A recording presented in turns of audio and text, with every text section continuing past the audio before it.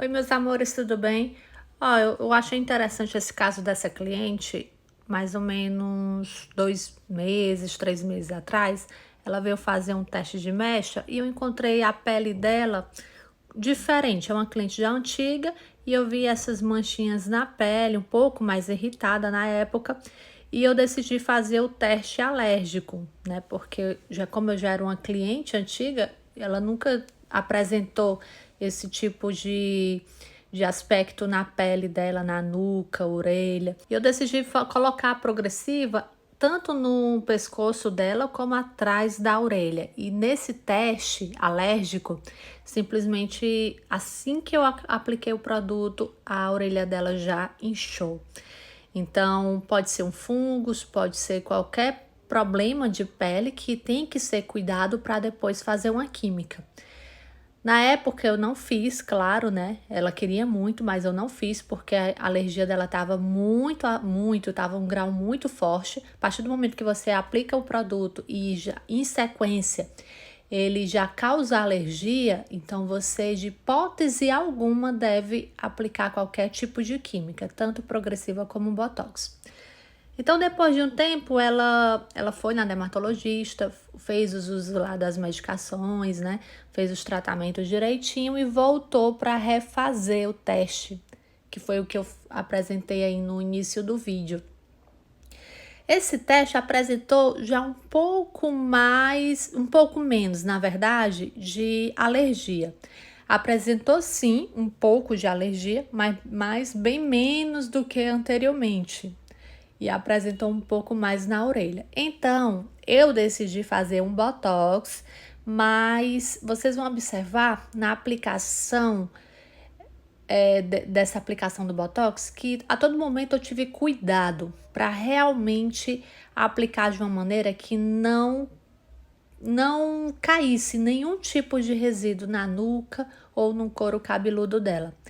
Eu deixei um pouco mais de espaço, né, da aplicação do produto do couro cabeludo e espalhei o produto com mechas separadas, né, eu não quase não juntei uma mecha com a outra para não ter risco de ir produto para o couro cabeludo. Por que eu tô falando aqui, explicando primeiro isso aqui para vocês?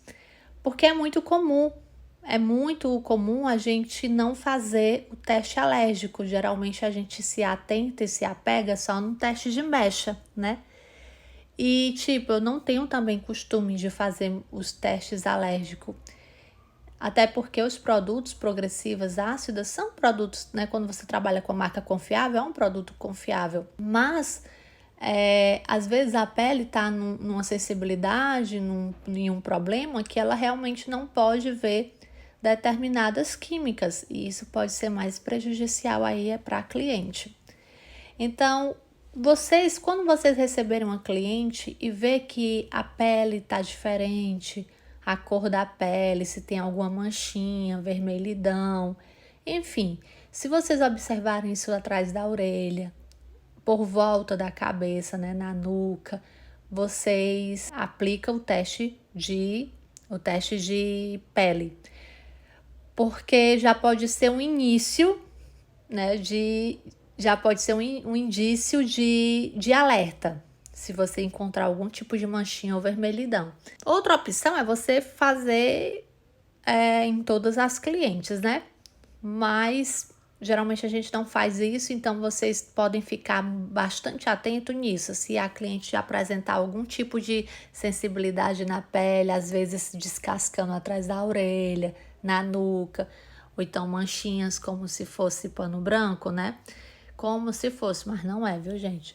Ou então vermelhidão, descamação, alguma coisa assim. Alguma coisa desse tipo aí você já fica alerta, viu? É importante sim. Nesse cabelo eu tive que tirar 100%. Eu apliquei um pouco mais distante do couro cabeludo. Em todo momento eu estava observando, acompanhando na hora da retirada, se realmente tirou 100%, porque não adianta você aplicar distanciando a raiz do couro cabeludo, da pele, né? Distanciando o produto. E na hora de tirar, é impossível não pegar na pele, porque a água espalha para a pele. Então, você vai ter que tirar 100% mesmo, 100% do produto. Você não pode deixar nenhum tipo de resíduo, tanto em botox como em progressiva. No cabelo dela, eu falei para ela que ela poderia optar pelo botox. Por quê? Porque a composição do botox são menos ativos redutores, né, do que a progressiva. Então, como tem menos ativos redutores, então é mais provável ter menos consequências aí de reação alérgica. Dá pra ter uma lógica, né, nisso aí. Mas a primeira coisa que eu falei para ela também, comuniquei para ela, que num botox, nesse procedimento, que a gente ia ter que fazer um procedimento diferenciado para o cabelo dela, ele não ia ter um alisamento de 100%, ele ia ter uma redução de 70% a 90%. Então, eu já deixei isso claro para ela que se fosse o propósito de ficar liso, como progressiva, já não ia ter. E ela aceitou porque ela queria mesmo só fazer a parte da redução do volume, né? Controlar os frizz, para ficar mais fácil no dia a dia dela. Então, tudo bem. Então, como eu já garanti uma proposta que não ia ter alisamento e sim somente redução de volume, a gente começou o procedimento com todo o cuidado possível, né? Como vocês viram aí. Esse Botox é da ProHaul, é o Blend Repair, BTX Blend Repair. Ele é totalmente sem formol, viu, gente? É um Botox muito, muito top. Ele é maravilhoso. E você consegue sim com ele um resultado de até 100%. Mas não neste caso aí desse cabelo, por conta das alergias que ela ainda estava, claro, de uma maneira mais suave, mas ainda estava com essa alergia. Nesse Botox também você pode fazer solturas de cachos, você pode fazer redução de volume e alisamento. Tudo vai depender de como é o cabelo, né? Como é a fibra desse cabelo, se é um fio grosso, se é um fio fino, como é a estrutura, né? Resumidamente, desse fio. E da técnica que você vai utilizar. A técnica, gente, vocês têm que entender que ela é a base para o resultado. Se você quer ter um resultado de liso, você vai fazer uma técnica para o liso. Se você quer um resultado para redução de volume, você vai utilizar a técnica para redução de volume. Então, a técnica ela é fundamental para você desenvolver até que ponto esse cabelo vai ser alisado. Ou se não quer ser alisado, né? No caso, se quiser só soltura de cachos, já é uma outra técnica que não vai incluir secador e chapinha. Então, nesse cabelo, foi aplicado mecha por mecha, deixei um tempo de pausa de 40 minutos, tirei 100%, vim com uma escova, alinhando bem esse cabelo na escova. Como eu sempre mostro para vocês que eu não faço escova, né? Mas eu sempre bato na tecla que em alguns cabelos eu faço escova. Por exemplo, quando o Botox é para fazer redução de volume, somente redução de volume, eu trabalho com escova. Eu selo na escova e venho com a chapinha depois. Na chapinha, você vai passar a quantidade de vezes dependendo daquele cabelo, viu? Vai depender do cabelo. O mesmo se dá com a temperatura. Você vai usar a temperatura dependendo do cabelo. Se você fez o teste de mecha, você vai ter uma base melhor para desenvolver, para saber qual a temperatura e quantas vezes você vai passar essa chapinha. É por isso a importância do teste de mecha, viu, gente? Para você ter uma noção melhor do que aquele cabelo aguenta, tanto em temperatura como em passadas de chapinha. Neste cabelinho, vim caprichando bem na chapinha, primeiro porque o produto foi tirado 100%.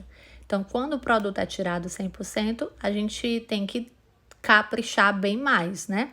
Quando tem uma porcentagem de produto, é mais fácil da gente ativar ele ali no cabelo e ter um resultado de liso mais rápido.